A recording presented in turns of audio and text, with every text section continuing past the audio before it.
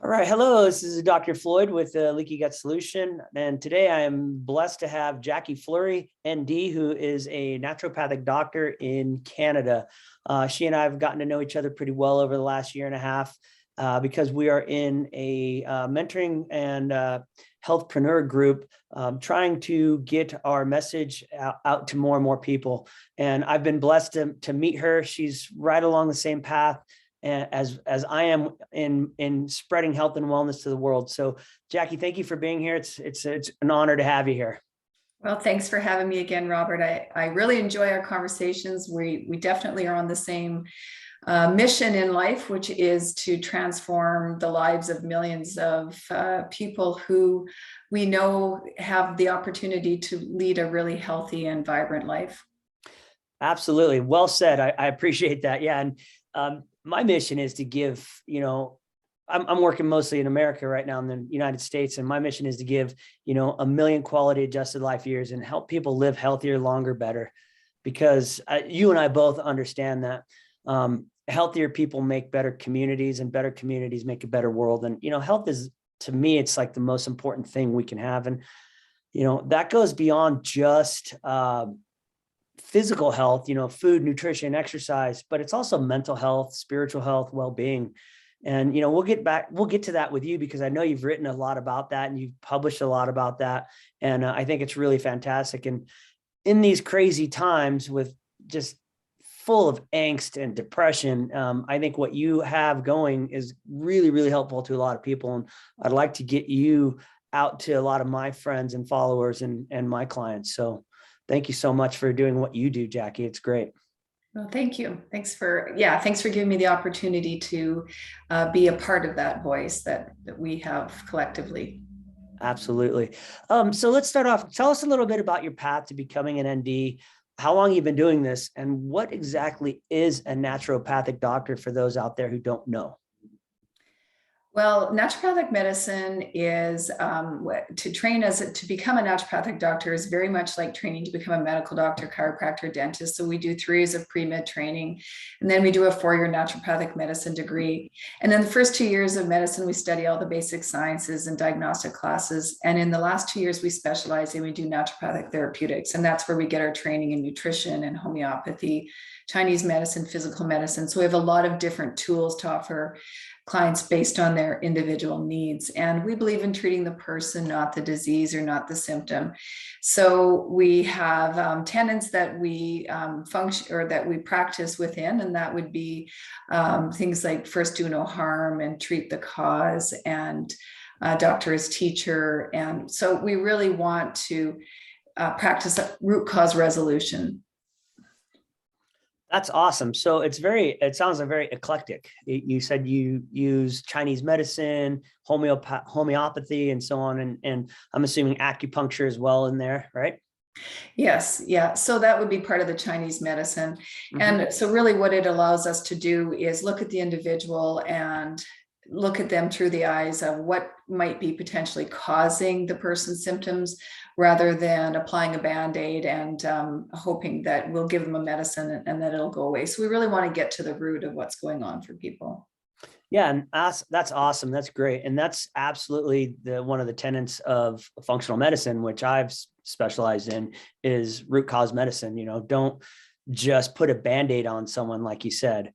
Funnily enough, I've been saying in medicine for the last like 4 or 5 years that what I do in the hospital is basically putting Band-Aids on severed limbs, and it's too little too late. And so what we want to do is we want to prevent people from getting those severed limbs and having to put a Band-Aid on them. As we know, it doesn't work, right? Well, I mean, I think that that's absolutely fundamental. And that is my mission in terms of the message that I am carrying forward to the world, which is it doesn't have to get that bad, right? When we think about, like you said, the psychological, emotional effects of being unwell or in a diseased state, is that there are signs along the way that things are starting to go sideways. And if we intercept and we course correct early on, it doesn't ever have to get that bad, right? And so I think when you're in the situation that you're working in, you're seeing kind of the sort of downstream results of not paying attention to those signs earlier on in the journey of moving from upstream optimal health, and then you tend to move downstream into sort of the murky, congested areas of health, which is an area that, you know, sometimes it can be really hard to get out of. So if that proactive approach, which is, let's not just remove the symptoms and assume everything is okay, but let's actually be proactive. So just because you don't have symptoms doesn't mean you're experiencing an optimal level of health, whether that's physical or emotional or psychological. Absolutely. Yeah, that's well said. Just because you don't have symptoms doesn't mean you're not sick inside. And that's one of the things that I am working on with a lot of my clients. And I'm trying to kind of nip those in the bud, so to speak, so that and stop them continuing down that path, going downstream to where it's bad, murky water, and it's really hard to get out of. And you had mentioned doctor as teacher, and it's funny that, you know, the word doctor actually means teacher, and I believe that what you had mentioned is like, what we're doing is we're teaching people to, hey, look for those signs. And so I think that that's a really fantastic way to look at it. You know, unfortunately, most doctors these days don't have time to teach their patients, right? No, I mean, it's a journey, it's a process. And when you're developing a habit or a practice, first of all, it's a combination of removing those obstacles or those habits that maybe aren't serving us, while also finding a way to incorporate new habits. And that takes time, and that takes oftentimes accountability and coaching, because if you don't understand your body, or you haven't really had an opportunity to develop self-awareness, then sometimes when you make changes, you can actually feel worse, not better. And their inclination is to stop too soon, because you may be feeling withdrawal symptoms. For example, if you're trying to cut back on sugar, all of a sudden you might go into withdrawals, or your gut might experience all sorts of different changes, or you might go from, let's say, having normal bowel movements being constipated, and a person, without having the coaching and the accountability and the information, is to either Google it, come up with some sort of, you know, obscure diagnosis that they might be dealing with, or they get so confused or overwhelmed that they just stop. And because the narrative is not around optimal health, the narrative, it doesn't support the person in that journey of moving upstream in health. So I think that you and I have a really, you know, super opportunity, but it's a big job to hold space for our communities and our people to understand that, you know, sometimes there is no quick fix for this. It does take time and energy and intention. And depending on how unwell a person feels, you know, it really does take patience to get feeling better, right? Absolutely. Yeah, you hit that on the head. It's a lot of times people, when they make big changes, they have a very difficult time, you know, because their body's not used to it. And it's basically shocking the system. And I've seen that quite a bit. You know, the Herxheimer reaction, when you kill, you know, Lyme disease, and all of a sudden the die-off, all these bad bugs are, you know, they're expelling all the toxins and the die-off inside you. They make you feel worse before you get better, you know? And so, Absolutely. and I love the fact that, you know, I was going to ask you about what are some of the tenets of naturopathic medicine, but you already answered that question already. You know, do no harm, get root cause medicine, don't treat the symptoms, treat the patient. And I think that's really wonderful. And then also I asked you about, you know, I was going to ask you about the similar training, you know, for ND versus MD, and you already hit that as well. And you basically do this almost the exact same thing, right? You do basic sciences for a couple of years, but then it sounds like you guys have much more and varied training, which I think is very much so needed in Western medicine these days. So what made you choose naturopathic medicine over allopathic medicine? Well, I think In a similar situation as many of us who go into the healing disciplines, it obviously, for me, it started as my own health journey. And I had health issues that I luckily found information and support and intervention early on in my 20s.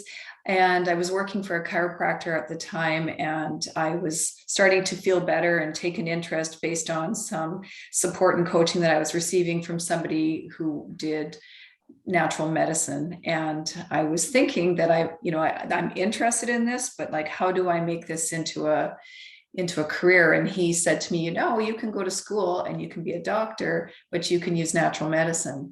And I had never even heard of a naturopathic doctor. And so I looked it up, and sure enough, so I had never been to one, I'd never heard of one, but I looked at the curriculum and I thought, yeah, this gives me the scientific, the credibility.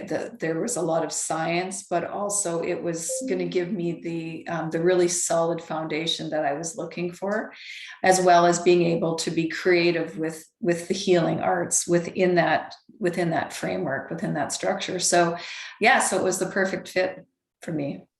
That's so awesome. I love it. It is, like you said, it's an art. It's always an art form.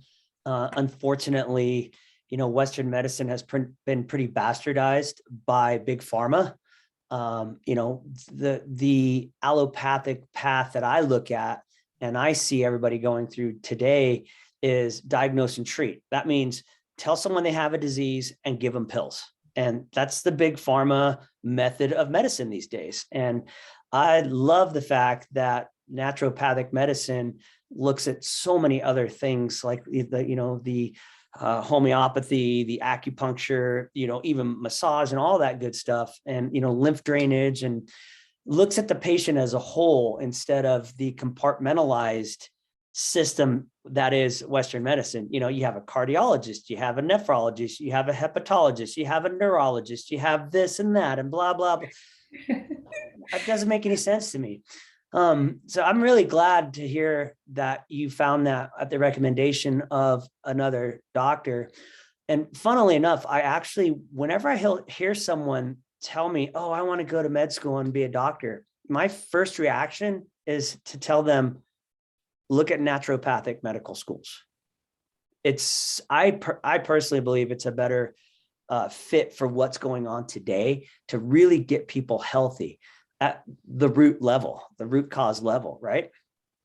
Well, I've always said that I have one foot in each world. And so, we're taught our healing disciplines, and we also have a medical background, which gives the ability to understand, go back to your doctor, maybe ask about this or that, right? So that we can create collaboration and an integration in care. So it's not one or the other, we need each other. And I think that being able to create relationships and collaboration is really important, because we do need the specialists, and we need the specialists to specialize in what they know best, and then to be able to create that support structure and some foundational communication between, so that everybody can be on the same page, right? Because the specialist isn't going to have time to talk to the person about their lifestyle or their nutrition.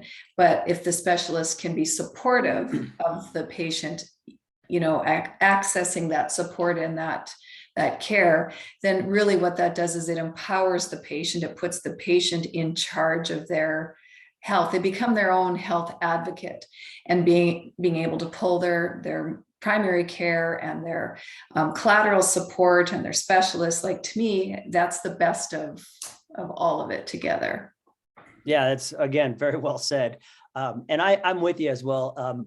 My goal is to, doctor as teacher, again, is to teach people how to take agency over their wellness. And that's exactly what you're doing as well. Again, I teach people in my program. I have, 12 weeks of modules, and I ask people, and I really kind of hound them a little bit to make sure they watch those modules, because they need to learn why we're doing what we're doing. And I found that, people who understand and have a better knowledge base make better decisions. right? Absolutely, absolutely. And again, having a trusted relationship with somebody that you can contact, reach out to when you have questions or something, something comes up on your feed, or your one practitioner tells you one thing and somebody else is telling you something else.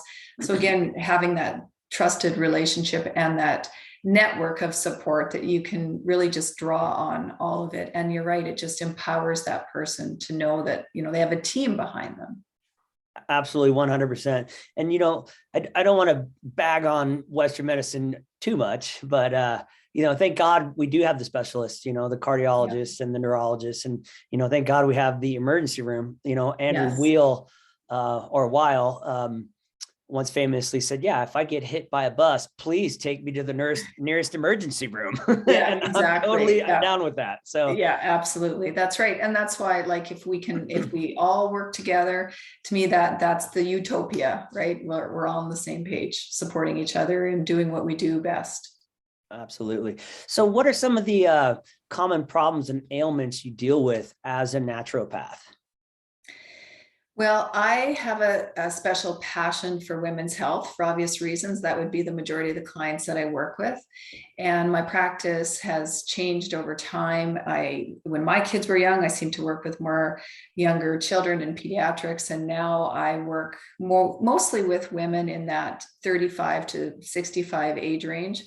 And we're obviously supporting a lot of the primary challenges that we might be dealing with modern living, which would be, fatigue is a big one, brain fog, overwhelm, symptoms of anxiousness and depression, and, just an overall lack of motivation, or, they've kind of lost their spark in life, right?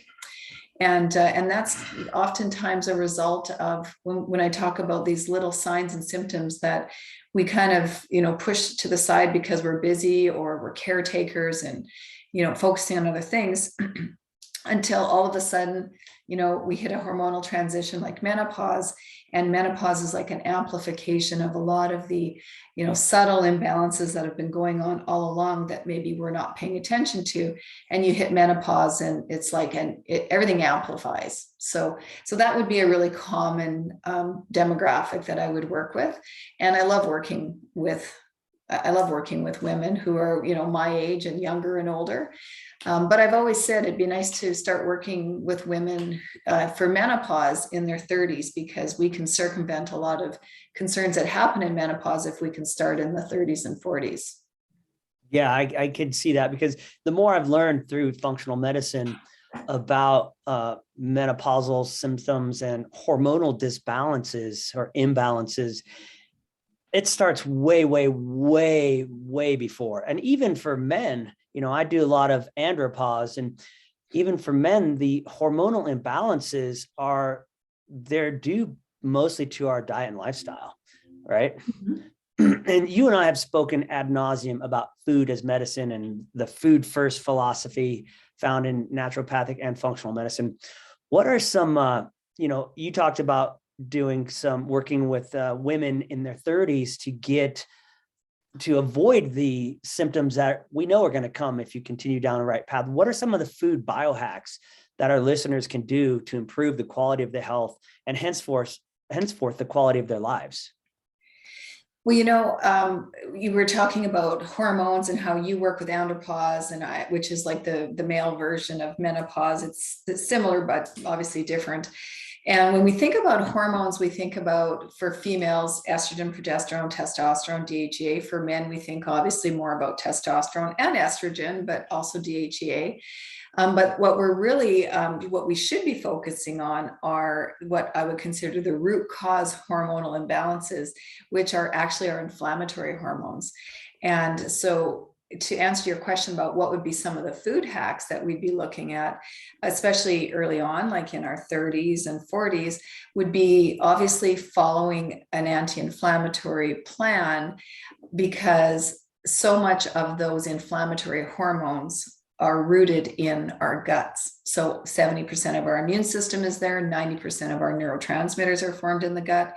And so by the time our estrogen and progesterone gets out of whack, a lot of other things have gone out of whack before you ever see it affect the estrogen and progesterone. So I would be wanting to focus on the health of the gut. And this is where you and I have talked a lot about what to do about the gut. But if we were to pick our top 3 food hacks, and you and I would be on the same page as this, would be, thinking about your gut as if it's a garden. So we're going to fertilize and weed, and then we're going to compost. So we would fertilize with fermented foods. So sauerkraut, which you did a great video on sauerkraut. Super easy to make and so rewarding to reap the benefits of how easy it is to turn a head of cabbage into like a superfood, right?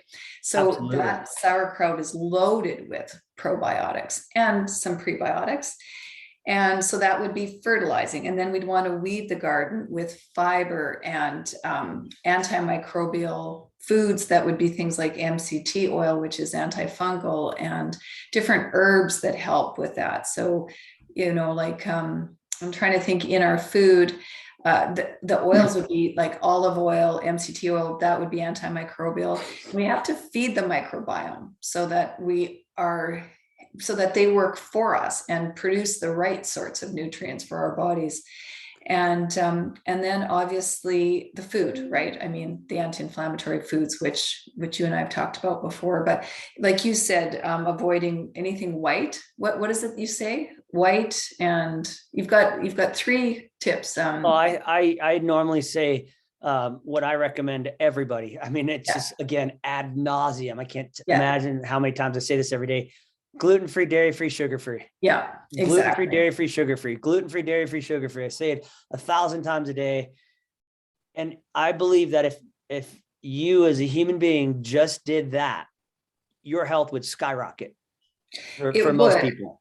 Yeah, absolutely. And I think with the caveat that because you can find, I think, a gluten-free, dairy-free, no, you can't find a sugar-free Oreo.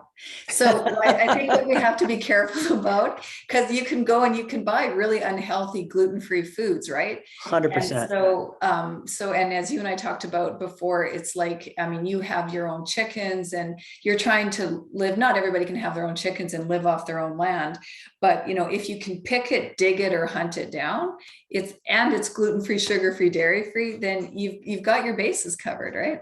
Absolutely. And, I've had to tell some clients that, just because it's gluten-free doesn't mean it's good for you. Exactly. There's a bakery down the road from here that's gluten-free. And I mean, if you went and shopped there every day, it wouldn't be healthy for you. Just because it's gluten-free does not mean it's sugar-free. Real quick, back to a couple things. The sauerkraut, I was really shocked to find out that sauerkraut has about 16 times the amount of vitamin C in it than just straight cabbage. And that's just from the fermentation process. And it like you said, it's a superfood. It's fantastic. Yeah, it's just, and it's like a little miracle, right? Because, when you're making it, you take cabbage and you shred it, and then you add your salt, and then you start working it. And all of a sudden, all these beautiful juices come out of the cabbage. And it really is like, it's a chemistry experiment, right? Before your eyes.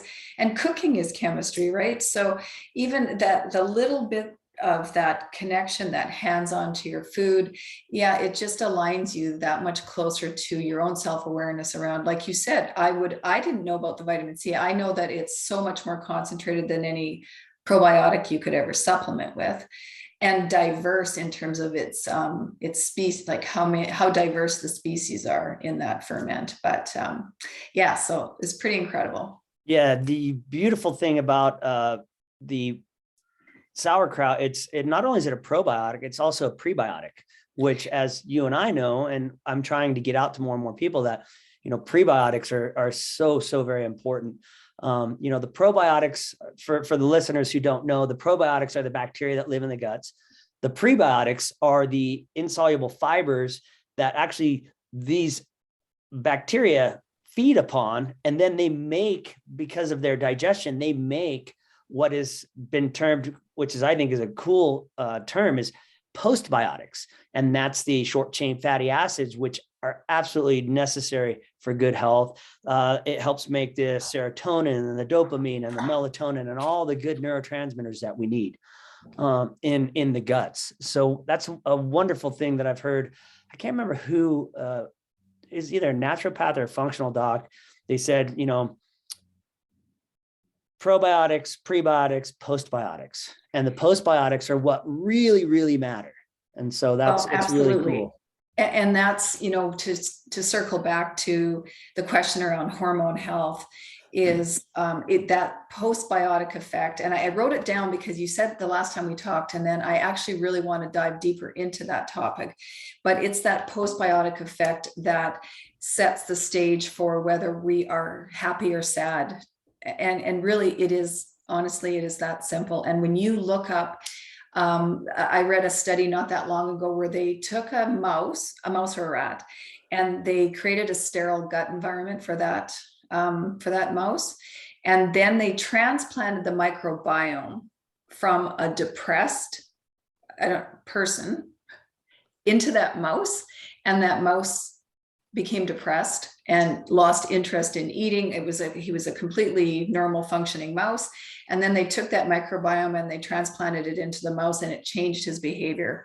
And there are many studies like that. And it blows me away that everybody should know this. Like, everybody should know that if you change the community of microbes in your gut, it changes your personality. So even one round of antibiotics can change the way your brain works, right? Absolutely. And it's really sad because, I, as a child, had a lot of antibiotics, and I read a study along these same lines, and this is going to be a good segue. Thank you for this, though.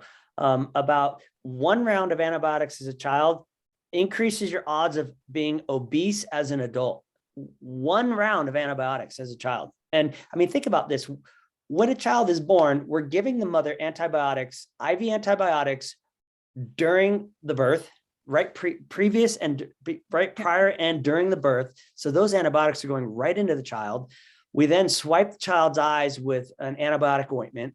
And a lot of kids are being born C-section, so they're not getting the vaginal flora to help inoculate them. And it's really, really sad. But, again, it's funny you mentioned the anhedonic mouse, right? It's just a very depressed mouse. But that's a perfect segue, because this is something that you're very passionate about. And you've actually written a book called Master Your Moods. And what's the passion? Why do you have the passion about that? And obviously it's about food and the microbiome, but you wrote a book. Tell us a little bit about your book and who could benefit from it. Yeah. So I wrote the book because after having spent having the privilege of hearing people's health journeys for almost 25 years now, I took a step back and I really became an observer of patterns. And early in my career, of course, I worked with everything from autism to ADHD, a lot of behavioral issues in kids.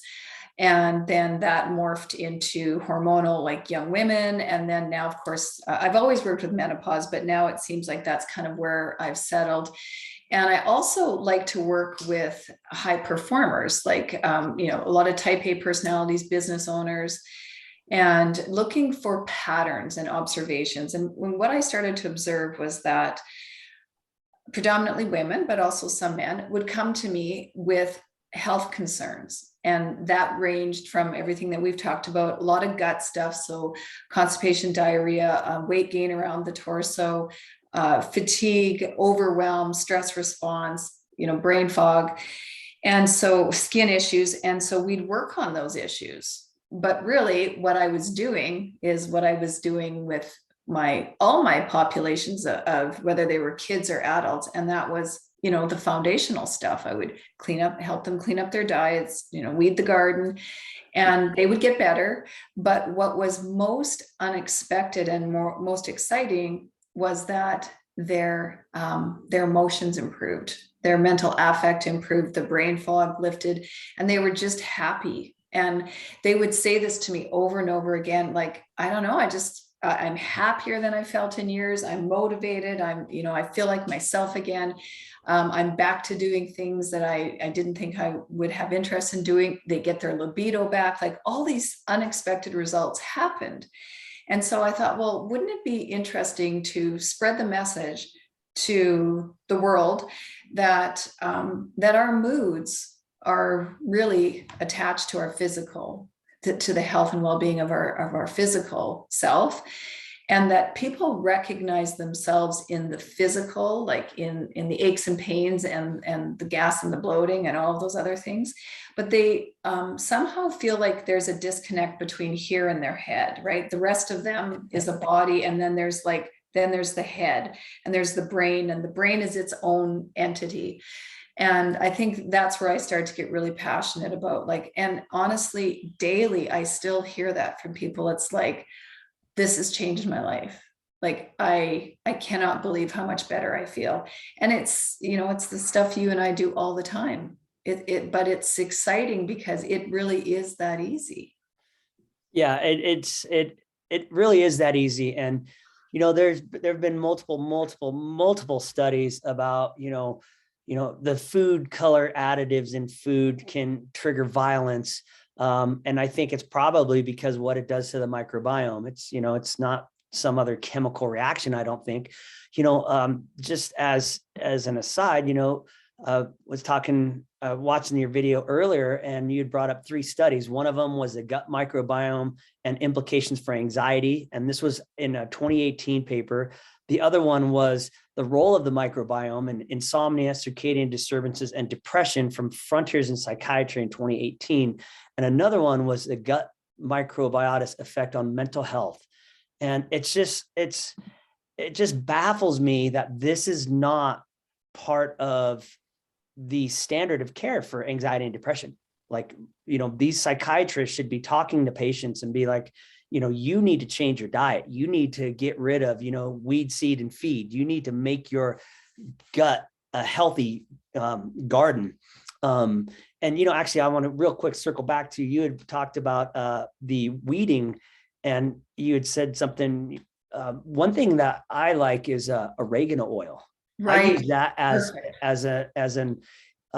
when I get a cold, I will take oregano oil capsules. But the herbs, as you might say in Canada, are so profound in their polyphenols and their medicinal properties. I mean, herbs are God's gift of medicine to the world. You can thyme, sage, oregano, all these things. They're there to make food better, but they also really improve your health. And so I think that's, a lot of people I don't think cook with herbs anymore. The standard American diet, as we've talked about multiple times, is literally poisoning us, and it's causing an imbalance and a dysbiosis in our microbiome. And it's really like, making people feel terrible. The anxiety and depression today is through the roof. And it's not even, it's really sad. I mean, sometimes like I just get so sad because people are so like anxious and depressed, and it's terrible. And so, given these high levels of anxiety that we've experienced over the last couple of years, what are some practices and lifestyle changes that someone can make to master the moods? You've talked about it a little bit, the weed, seed, and feed, the exercise, and what are some other recommendations that you can give to people? These might be found in your book. It's a good question. And definitely in light of what we've been through in the last couple of years, I really encourage my clients to double down on, their self-care from the perspective of what they have control over, because there's an overall sense of lack of control, or that things are out of their hands. And we always feel better when we feel like we have control, or where we have some personal power. And really, it might just be starting with one thing. Like you and I, we've been in this world for many years. And so for the things that we think are simple and intuitive aren't for everybody. So I would say picking one thing that you feel like you can commit to every day. And what that does is it creates a feeling of accomplishment and success, and then you build on that success. So it could be something as simple as committing to a liter of water a day, or not eating anything that's white, or increasing your fiber. I usually recommend adding before taking away, because we don't like to feel deprived. But let's say you're going to work on your fiber, so you're going to add, a tablespoon of flaxseed every day. Just pick one thing and just really do it well, and see what you can learn from that, and then build on it. That's awesome. That's such a great idea, because, in our programs, I have what's called the first module. It's a PDF. It's called Skills to Build Upon. And each module has one of those, but it's only 3 simple things. One of them is drink more water. One of them's, try to go to bed by this time. And the other one is avoid this, or something very, very simple. Yeah. And I like your idea of, let's add first instead of take away, because, none of us want to feel deprived. And like you said, having a loss of control, which we've all experienced over the last 2 crazy years, it really increases the anxiety and the depression. And, humans, we want to feel in control. And so, that's, unfortunately, it's really taken a massive toll on anxiety and depression. I mean, if anybody just looks around and sees the self-harm in young girls these days, it's just despicable. So, I mean, how if you had a patient come in and say, hey, this is how I'm feeling, I'm more anxious and depressed, or even worse, hey, my daughter's, suffering, what would you tell them? Well, I mean, it definitely depends on the circumstances, but, and obviously there are professionals and experts in, depending on the severity of what's going on.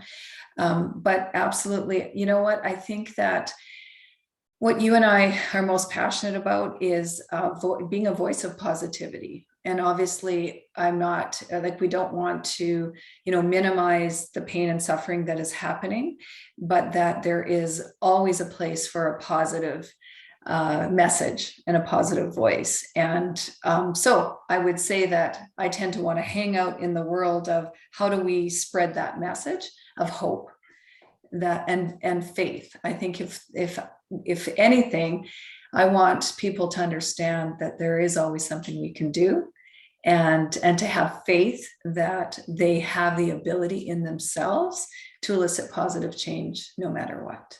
Yeah, that's awesome. That's great.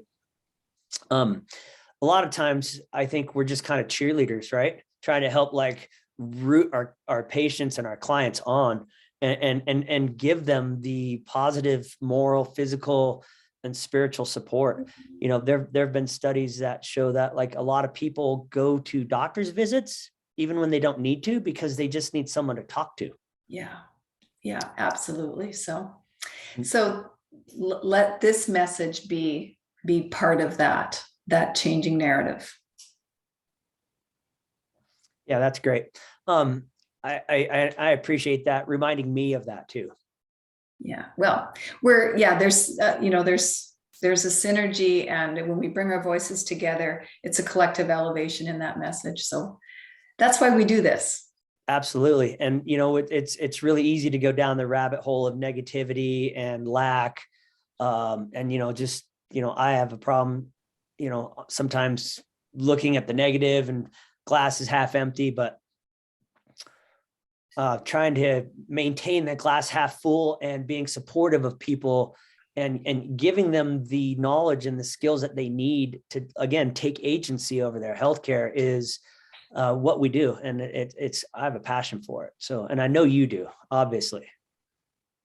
Well, you and I are in different worlds, and you work in acute care as part of your medical training and what you do, and you're saving lives. And you see, you probably, it's tough because your perspective is filtered through, what you see on a daily basis. And I commend you for taking that really important step to the next level for you, which is, you want to make a difference again earlier down the stream of health, so that you can, some of what you see maybe is more acute and injury related, and some of it is probably a lot of it is chronic health issues that deteriorate. So I think it's great because you and I come from different places, but we converge right in the middle. Yeah, it's awesome. It's great. And I'm very blessed that I've been exposed to what you've been exposed to quite a bit longer. But I'm so blessed that I've been exposed to that and seen a different perspective of medicine. Yeah, absolutely. In one of the videos I saw, you were discussing the importance of sleep. And, I include a natural sleep supplement in my program because I feel just as strongly as you that sleep is paramount to good health. Can you elaborate a little bit on the benefits of good sleep? Well, you know what? Nothing we can eat or drink or take in a pill replaces the effects of a good night's sleep. And there are some really great sleep experts out there right now that have incredible data on sleep. But really, sleep is that reset that our brains and our nervous systems and our whole body, our livers cleanse at a certain time of the night, and our organs, flush and do all sorts of regenerative processes. So yeah, sleep is important, absolutely. And again, from a hormone balance perspective, it's important as well. What hormones are involved when you're sleeping? Your video with a graph in it was really awesome for those who haven't seen it, but can you explain a little bit about the hormones involved with sleep? Well, cortisol and melatonin would be your two primary hormones. And your cortisol is a hormone that's released by your adrenal glands, and it's going to be highest in the morning and lowest when you go to bed. And then melatonin is the inverse. So your melatonin starts to rise in the evening, and you'll know, you'll experience that when you start to yawn and feel sleepy, that your melatonin is climbing, and it's going to peak at about 3 a.m. And then by the time, let's say 6 a.m. rolls around, your melatonin should be at its lowest. So up between 6 and 8 in the morning and to bed between 8 and 10 p.m. That's going to create that ideal cortisol curve and that inverse melatonin curve. So melatonin is your sleepy hormone, which is sort of upstream from serotonin, which is produced in your gut, right? Mm-hmm. Absolutely. Yeah. And if you don't, again, it goes back to the microbiome. If you don't have the, postbiotics, the degradation products from the microbiome, you don't have enough of the neurotransmitters, and that includes melatonin, which I found was pretty interesting. Yeah. And also one of the things that you had mentioned, we try to get people to do one simple thing, right? Start with one simple thing, and sleep can be one simple thing. Right? It can be, although it can be the chicken and the egg, because if your health is out of whack, then it oftentimes affects your sleep. So then you don't sleep. So then your health starts to go. So it can be really tricky. If you are blessed enough to be able to fall asleep, stay asleep, and wake rested, a lot of people don't. And so a really good place to start with that is to work on the biochemistry, work on the physiology, correct the gut, correct, some of the other issues that may be out of balance. And then miraculously enough, they'll oftentimes start to sleep better. So. Yeah, it's pretty interesting. The balance between gut health and sleep, you're in the video, you'd mentioned that if you have poor sleep, you have poor gut health. And then if you have poor gut health, you have poor sleep. So it's like a downward spiral. So, again, the one of the easiest ways I would think to improve your sleep is to improve your microbiome, your gut microbiome, right? Yeah, 100%. I mean, really, we start to sound like broken records, but it really does. I mean, when you think about 50% of our DNA is not us, it's the microbiome. So we only have 50% influence on how we navigate our day. So it's kind of cool. Absolutely. I've actually heard it's actually even higher. It's up to like 90+% Like if Wow. I cut you in half and did a sample right in the middle of your guts and did the DNA sample, the genetic sampling, it would be like 90+% not you, which is impressive. And It is. basically, we're just vessels to carry bugs around, right? That's a good way of looking at it. Yeah. Mhm. Yeah, but you know, and one of the videos I did, it's with Mahala, it's commensal, right? The word commensal means that there's two things together. You know, the bugs inside us, and they help us, but we don't really help them. They're there just to help us. And you know, when you have the right amount of good bugs versus bad bugs, and you know, the bad bugs can really hurt us, or they can help us, and but we can actually hurt the bad or the good bugs by, you know, too much alcohol, you know, eating, you know, food that's laced with pesticides and herbicides and things like that. And so it's really, again, here we are, the broken record. Food first, food matters. What you eat matters. And so, you know, one of the best ways I've heard to increase the diversity of your microbiome, because it's not just the number of bugs, but it's a diversity, the different types of bugs that are in your body that help you as well. And, you know, one of the best things I've heard is just to eat the rainbow, try to eat as many different types of foods as you can. And so how about, can you elucidate on that a little bit? What do you tell your clients? Well, I usually recommend, because in the climate that I live in, there is not, we don't have local access to a lot of these foods year round. And so I like to recommend that you would eat foods that you could pick or grow in your backyard. And so within that diversity, I would agree that, you know, berries are superfoods. So, you know, in my locale, the Saskatoon berries, blackberries, blueberries, raspberries, things that you could pick from your garden or dig up from the soil. Those would be foods. And even within that sort of limited array, so to speak, there still is a diversity in colors. So, you know, I don't, you know, I'm not a big advocate of, I mean, we obviously couldn't pick a banana in our backyard. So I'm not, you know, going to advocate for a lot of bananas or mangoes or pineapples. Those are foods that have to come a long ways in order to arrive, you know, in our kitchen. But definitely sticking with the local foods. They're typically going to be, you know, less moldy, right? There's often a lot of mold on these fruits when they come halfway across the world, and they're going to be fresher and more indigenous to, you know, our genetics of where we were born. Absolutely. And that's a whole nother realm and discussion is, you know, eating for your blood type. Yeah. But I'd love to do more research on that one. We could get into that one in another interview for sure. Yeah. Yeah, absolutely. All right. Well, Jacqui, thank you so much for your time. I've had a great time. I've learned a lot from you, as I always do.